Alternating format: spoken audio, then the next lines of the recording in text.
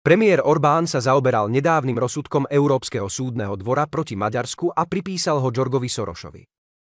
Súd Georga Sorosa vyniesol tento rozsudok. Bruselská bublina je plná Sorosových ľudí.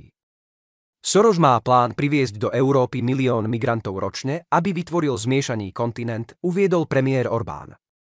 Zdôraznil postoj Maďarska, že maďarský ľud by sa mal rozhodnúť, s kým chce žiť, pričom rozhodnutie súdu označil za jednoducho šialené.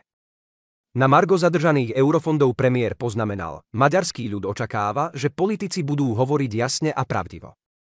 V Maďarsku sú politické dvojité reči trestané, ale v Bruseli je to norma. To nie je náš svet. Zdôraznil potrebu obrany maďarských hodnôt v kultúrne nepriateľskom prostredí.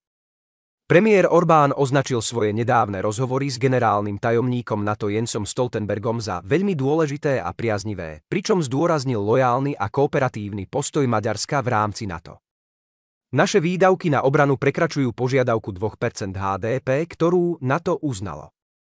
Cieľom iných členských štátov je však poraziť Rusov, pričom veria, že vojna sa skončí, ak Ukrajinci vyhrajú.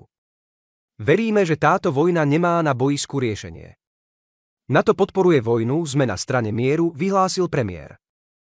Potvrdil tiež odhodlanie Maďarska zostať mimo konfliktu a neposkytovať vojenský tranzit ani zbrane. Premiér Orbán v súvislosti s voľbami do Európskeho parlamentu povedal: Maďarsko zatiahlo záchrannú brzdu na vojnovom vlaku a vystúpilo. Voľby ukázali, že maďarský ľud, rovnako ako ich vodcovia, stoja za mierom. Dodal, že nedávne výsledky volieb vysielajú Bruselu jasný odkaz, že Maďarsko je proti vojne a podporuje mier.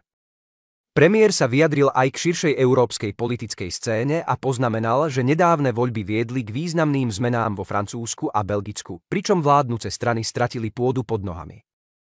Naznačil, že ak bude Donald Trump znovu zvolený za prezidenta USA, mohla by existovať dlhodobejšia cesta k mieru. Európsky ľud nechce túto vojnu, zdôraznil. Premiér Orbán porozprával o svojom včerajšom stretnutí s Donaldom Trumpom juniorom, pričom poukázal na rozdielne pohľady Američanov na vojnu.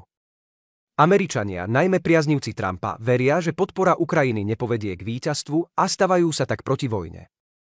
Táto perspektíva, hoci je iná ako naša, vedie k rovnakému záveru, prímeriu. Premiér Orbán na záver svojho rozhovoru diskutoval o potenciáli pre posun pravice v Európskom parlamente, pričom naznačil, že ak by sa Marine Le Penová a Giorgia Meloniová dokázali dohodnúť a ak by sa Fides pridal k ich koalícii, mohli by vytvoriť druhú najväčšiu, respektíve dokonca aj najväčšiu frakciu v Európskom parlamente. Zmiernil však očakávania a upozornil na výzvy spojené so zjednotením európskych konzervatívcov a reformistov so skupinou Identita a demokracia.